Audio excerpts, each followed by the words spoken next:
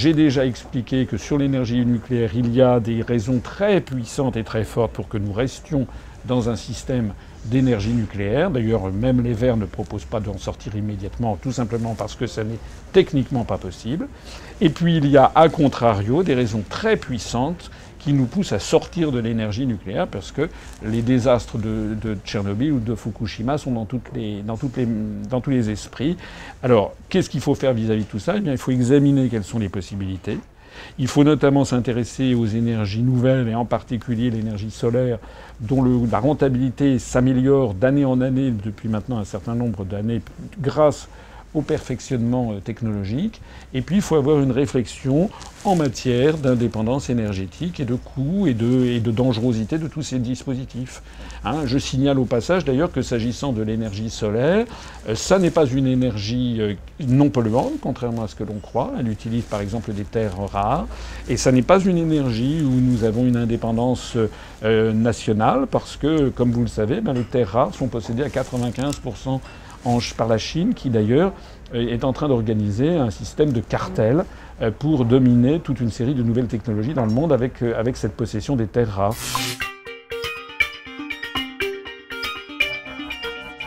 Sur les salaires, dans mon programme, j'ai proposé d'augmenter, de passer à 1 500 € le SMIC, parce qu'il y a nécessité, je le dis, d'augmenter le pouvoir d'achat des classes populaires qui ont beaucoup souffert au cours des dernières années avec une dégradation de leur niveau de vie. Simplement, ce que je dis, c'est que l'on ne peut pas augmenter de façon assez significative, ça représente une augmentation de l'ordre de 10%, ce qui n'est pas extraordinaire, mais on ne peut pas envisager d'une augmentation du SMIC de l'ordre de 10% s'il ne prend pas en considération le fait que ça risque de grever la compétitivité de nos entreprises, et notamment de celles qui sont confrontées à la concurrence étrangère. C'est la raison pour laquelle on ne peut pas envisager une augmentation du pouvoir d'achat des Français sans immédiatement s'intéresser aux grandes questions économiques et commerciales que sont notre appartenance à l'euro, la dynamique de notre économie, et puis la façon dont on se protège ou non d'une concurrence insupportable qui est celle des pays de très, très bas niveau de salaire. Donc vous voyez que c'est un tout.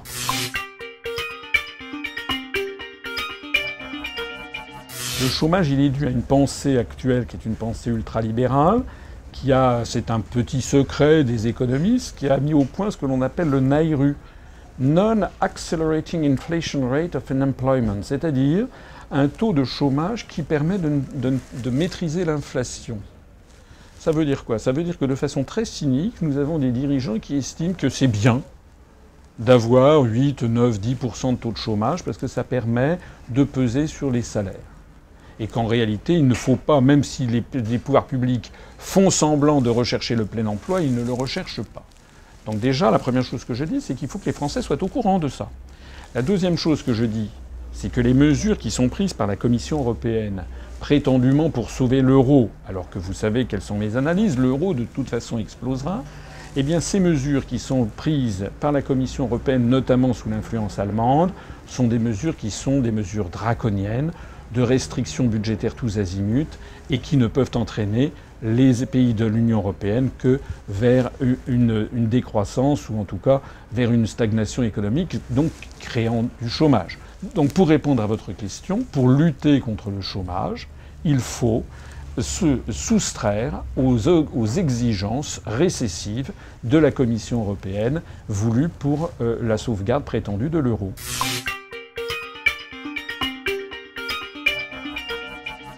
Je propose que nous inscrivions dans le marbre de la Constitution, de notre Constitution, l'idée qu'il faut rester sur une retraite par répartition et non pas sur des retraites par capitalisation.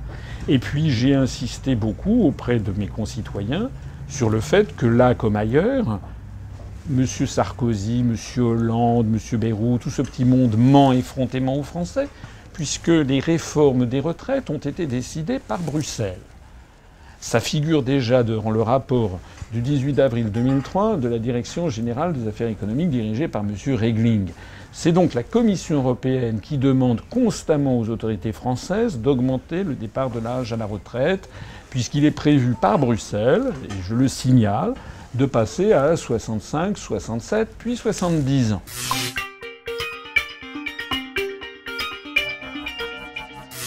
Nous avons des politiques récessives. Nous avons une politique qui consiste à démanteler notre industrie. La France perd actuellement 800 emplois industriels par jour ouvrable. On a perdu 900 usines en 3 ans à cause justement des traités européens, et notamment de l'article 63, qui autorise toutes les délocalisations et qui interdit de lutter contre. Bien, si nous luttons contre les délocalisations, si nous recréons de l'emploi en France, nous augmenterons aussi le nombre de cotisants et donc nous réglerons aussi par ce biais le financement des retraites.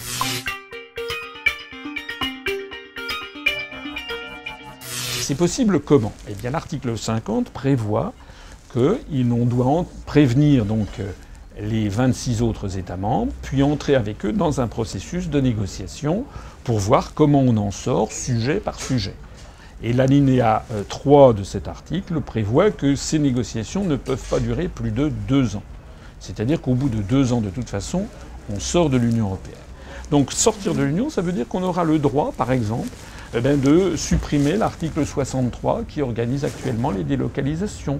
Sortir de l'Union européenne, ça veut dire qu'on aura le droit, par exemple, d'avoir notre propre politique commerciale à l'Organisation mondiale du commerce pour imposer des droits de douane ou des quotas aux importations en provenance de Chine ou en provenance de pays en voie de développement.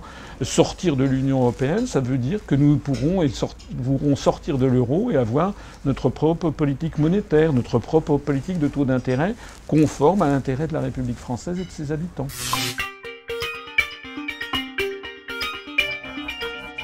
En réalité, nos libertés publiques sont de plus en plus menacées. Et elles sont menacées notamment, vous allez dire que je suis obsessionnel, mais c'est la vérité. Nos libertés publiques sont menacées par la construction européenne. Pourquoi? Parce que, par exemple, en matière de justice, il y a le mandat d'arrêt européen. J'ai proposé dans mon programme d'arrêter avec les plans Vigipirate à répétition. Vous savez que ça fait maintenant des années qu'il y a un plan Vigipirate continuel, de telle sorte que les Français ont été habitués à voir des soldats dans les rues, dans toutes les grandes villes des métropoles. Ça n'est pas normal. Je dis qu'il faut également mettre un coup d'arrêt à l'installation des caméras de surveillance. Il y a maintenant 60 000 caméras de surveillance en France, il y en a une pour 1000 habitants. Que l'on ne vienne pas me dire que c'est pour lutter contre les actes terroristes. L'affaire que l'on a vue à Montauban et à Toulouse, avec l'affaire Mohamed Merah, affaire d'ailleurs sur laquelle il y a encore beaucoup de zones d'ombre du reste, eh bien, les caméras de surveillance ont montré qu'on n'avait rien arrêté du tout dans ce genre de drame. Voilà. Donc en réalité, ce qui se passe avec ce système de surveillance généralisée, c'est qu'on est en train de mettre l'ensemble de la population française, mais de tous les pays d'Europe, on est en train de les mettre dans une société de surveillance qui s'inspire directement de la société américaine depuis le vote du Patriot Act.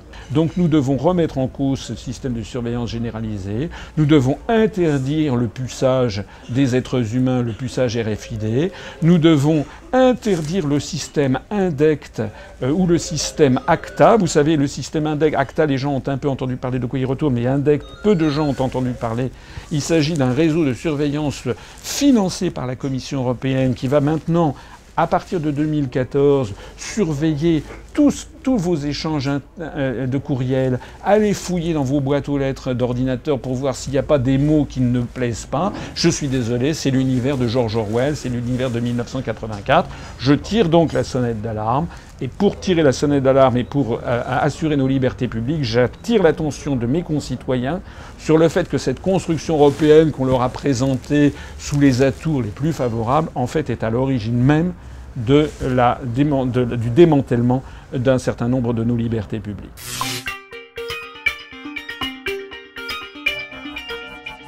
Ce ne sont pas les Français qui décident. Il faut quand même aller regarder les traités européens, notamment depuis le traité d'Amsterdam. Il faut aller regarder les articles 72, 73. Il faut savoir ce que sont les accords de Schengen. L'originalité de notre mouvement politique, c'est que je propose aux Français de se rassembler pour reprendre le pouvoir. Donc sur l'immigration, je vous en ai parlé tout à l'heure, puisque je vous ai dit qu'il y avait 3 sujets sur lesquels j'avais prévu un grand débat national suivi de plusieurs référendums. C'était l'énergie, la dette publique et le troisième, c'est l'immigration. Pourquoi cela? Parce que les sujets d'immigration, comme les sujets d'énergie d'ailleurs, sont des sujets compliqués. On ne peut pas avoir des réponses comme Yaka, Faucon. On traite de sujets graves, de sujets qui touchent des êtres humains. Donc il faut faire preuve d'abord et avant tout d'humanité.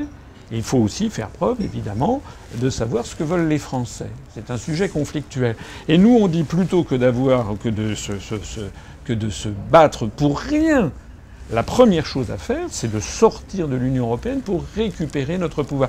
Vous savez par exemple que la Commission européenne actuellement octroie ce qu'elle appelle des blue cards, c'est-à-dire une carte bleue, c'est-à-dire elle promeut une immigration en provenance des pays du Sud où l'Union européenne prétend aller faire son marché, si j'ose dire, en volant, si j'ose dire, tous les diplômés des pays du Sud. Je trouve ça scandaleux. C'est une espèce de nouveau marché aux esclaves qui est immoral à tous les égards. Et si on va piquer à tous les pays du Sud leurs élites, comment feront-ils pour se développer? Donc ça, c'est une politique qui est prise par la Commission européenne. Je suis désolé, ça n'est pas à la Commission européenne de prendre ce genre de décision.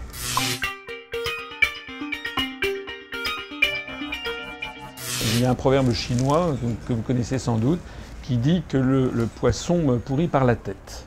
Bon. Eh bien, si nous avons des problèmes d'éducation en France actuellement, s'il y a une montée de l'illettrisme en France, très préoccupante, s'il y a des incivilités dans les écoles, s'il y a le sentiment diffus que la transmission du savoir se fait de façon chaotique et qu'il n'y a plus cet ascenseur social que procurait l'école de la République, eh bien tout ceci, ça a une cause très précise.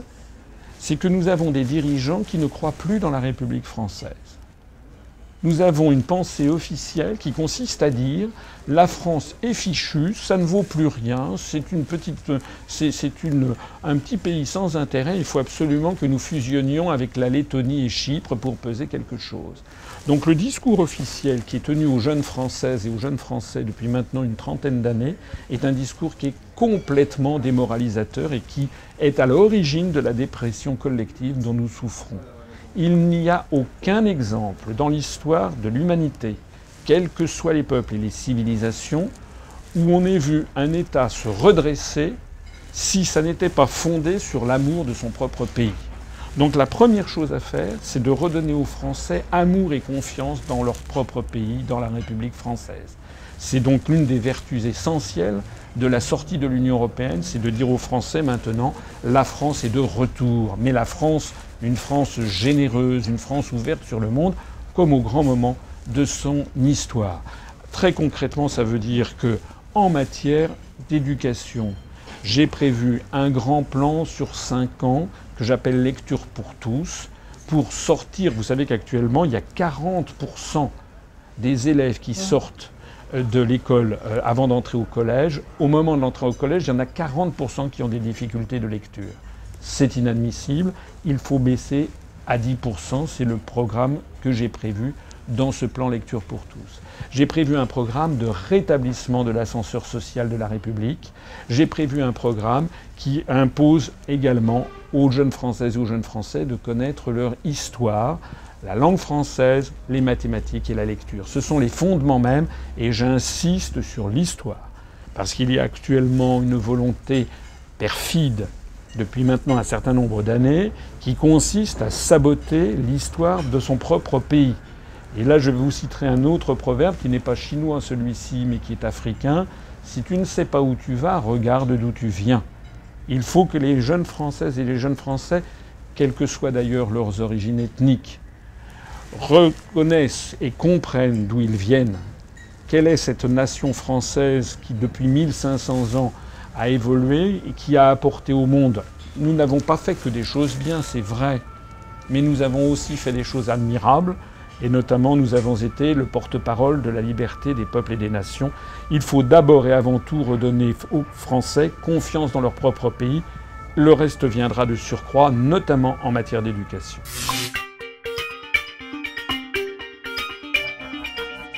Et attendez, c'est quoi la vie sur Terre? Il faut quand même se poser cette question. Est-ce que la vie sur Terre, est-ce que ce que doit faire le dirigeant d'un État, c'est quoi? Il doit d'abord veiller à ce que toutes les personnes qui vivent dans son État, et si possible dans le reste du monde, vivent une vie d'homme ou de femme de façon digne. et qu'ils ne soient pas traités comme des esclaves ou comme des chiens. Voilà, c'est la raison pour laquelle nous avons eu 150 ans de réglementation sociale qui se sont progressivement ajoutés. Ce sont tous les acquis sociaux obtenus par nos grands-parents, nos arrière-grands-parents, nos parents. Et c'est ça qui est en train de démanteler actuellement toute la réglementation européenne et toute la pensée occidentale. Je suis désolé, je l'ai cité une fois, c'est dans les évangiles, l'homme ne se nourrit pas que de pain, c'est une belle parole. Il n'y a pas besoin d'être croyant pour trouver que c'est une belle parole. Je pense qu'il y a du sens à redonner à la vie sur Terre, du sens à redonner à la vie en collectivité. Donc plutôt que de partir à la recherche de gens qui frauderaient, oui, il y a des fraudeurs et il faut les sanctionner, c'est vrai. Mais ça ne doit pas être un sujet qui doit être mis sur le devant de la scène, parce que si on les met sur le devant de la scène, c'est qu'on a une idée derrière la tête qui consiste à culpabiliser les pauvres et les gens qui sont victimes d'un système. Donc ce qu'il faut bien mieux mettre en avant, c'est de dire est-ce que nous devons quel est le type de société que nous devons bâtir, et est-ce que ça doit être la société du toujours plus de fric pour de moins en moins de personnes? Ma réponse est non. Alors, Monsieur Asselineau, j'aurais souhaité que vous abordiez des questions qui n'ont pas été posées aux candidats. Est-ce qu'il y a un sujet que vous souhaiteriez que nous abordions pour nos éditeurs? Donc ce que M. Pujadas devrait demander, et aurait dû demander aux candidats à l'élection présidentielle, c'est qu'est-ce que c'est que la France? Qu'est-ce que nous sommes en train d'en faire? Pourquoi est-ce qu'il y a une dépression collective nationale? Pourquoi est-ce que la France doit disparaître dans un État-continent alors que ça n'est imité nulle part ailleurs au monde?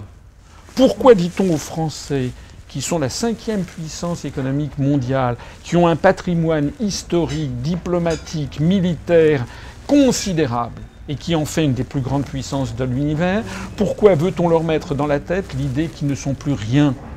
Comment se fait-il qu'on explique aux Français qu'avec cette puissance dont ils disposent, ils ne peuvent plus rien, alors que vous avez des pays comme Singapour qui comptent moins de 5 millions d'habitants, ou des pays comme le Paraguay, ou des pays comme l'île Maurice, qui sont des tout petits pays et qui sont très bien, qui se portent bien. Je pense à l'île Maurice, je pense à Singapour, je pense à des pays qui sont des tout petits pays, je pense à Hong Kong, je pense à Taïwan, je pense à la Corée. Ce sont des plus petits pays que la France qui se portent bien et qui n'envisagent nullement de disparaître. Donc qu'est-ce que c'est que cette fatalité que l'on a mis dans la tête des Français, qui voudrait leur faire croire qu'ils doivent absolument disparaître s'ils veulent encore être quelque chose? La réponse est non. C'est un véritable redressement de nature psychique et morale qu'il faut faire. C'est qu'il faut que les Français retrouvent confiance en la France. Rappelez-vous cette forte parole de Charles de Gaulle dans son discours d'Alger de 1943. 2000 ans d'histoire sont là pour attester qu'on a toujours raison d'avoir foi en la France. Nous ne sortirons pas du drame dans lequel nous sommes en train de nous enfoncer en ayant toujours plus d'Europe, c'est-à-dire toujours plus de dictature, toujours moins de démocratie. Parce que lorsque nous serons non plus 500 millions, mais 600 millions, 700 millions, comment la voix des Français pèsera-t-elle à l'intérieur de cette espèce de tour de Babel ingérable? Je renvoie les gens qui nous découvrent aux analyses que j'ai faites sur les raisons pour lesquelles la construction européenne, de toute façon, ne peut pas fonctionner. C'est une tour de Babel ingérable qui a été conçue comme cela par les États-Unis d'Amérique dès la fin de la Seconde Guerre mondiale. Ça ne peut déboucher que sur un processus dictatorial. Il ne peut pas y avoir de démocratie européenne parce qu'il n'y a pas de peuple européen. Il n'y a donc pas de démos. Le mot de démos, qui veut dire peuple en grec, ayant donné son nom au mot de démocratie. Voilà les vraies questions qu'il faudrait aborder. Et le véritable sujet de l'élection présidentielle, c'est l'indépendance de la France. Le véritable sujet de cette campagne, dont sont frustrés les électeurs, c'est qu'ils attendaient qu'il y ait un véritable débat sur notre destinée collective. On leur a volé. On leur a volé parce que le vrai débat, c'était celui que je voulais poser. Oui ou non, avons-nous intérêt à rester encore dans cette Union européenne qui nous conduit au désastre? Les questions essentielles, c'est quoi? C'est comment va-t-on faire pour que la France reste la France et que les Français conservent leur démocratie, leur niveau de vie et leur liberté au cours des 5 ans qui viennent? Voilà un vrai sujet. Autre sujet, quelle est la diplomatie de la France? Est-ce que nous allons continuer à envoyer des soldats faire des guerres néocoloniales et illégales en Libye, en Afghanistan, demain peut-être en Syrie et en Iran?